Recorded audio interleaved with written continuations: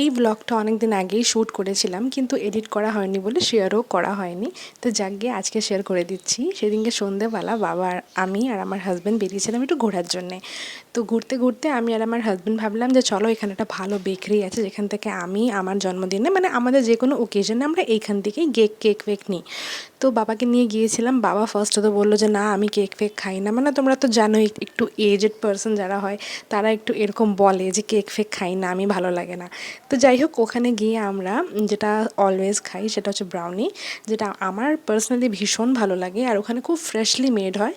তো ওখানে গিয়ে আমরা তিনটে নয় দুটো ব্রাউনি আমরা এখানে নিয়ে নিয়েছি আর একটা প্যাকিং ফর মাই হাজব্যান্ড। ও খুব একটা মিষ্টি খেতে ভালোবাসে না, কিন্তু জোর জবরদস্তি করে ওকে বলেছি না তুমি তোমার জন্য একটা নাও। তো যাই হোক, এখানে ব্রাউনি খেয়ে একটুখানি কফি খেয়ে নিলাম। আর কফিটা আমি বলেছিলাম না খাবো না, কিন্তু যে দিচ্ছিল সে 3 কাপ কফি দিয়ে দিয়েছিল। তো যাই হোক, এখানে সন্ধ্যাবেলাটা এইভাবেই আমাদের কাটলো। তারপরে বাড়ি এসে আমার কিছু মেহেন্দির কোন বানানো ছিল, তার আগে একটা পার্সেলও এসেছিলো, তো সেটাকে খুলে দেখলাম। আর তারপর এখানে আমি নেল এক্সটেনশন একটুখানি করে নিয়েছিলাম, সেটাও তোমাদেরকে দেখিয়ে দিলাম। ফার্স্ট টাইম ট্রাই করেছি, জানিও তোমরা তোমাদের কেমন লাগলো। তারপরে তো বললাম মেহেন্দির কিছু কোনস আমার বানানো ছিল, সেগুলো বানাচ্ছিলাম। আর এখানে আমি একটু প্র্যাকটিসও করছিলাম মেহেন্দির জন্যে। ডিজাইনগুলো তোমাদের কেমন লেগেছে নিশ্চয়ই জানিও। এবার আমি চললাম শুতে। টাটা, ভালো থেকো।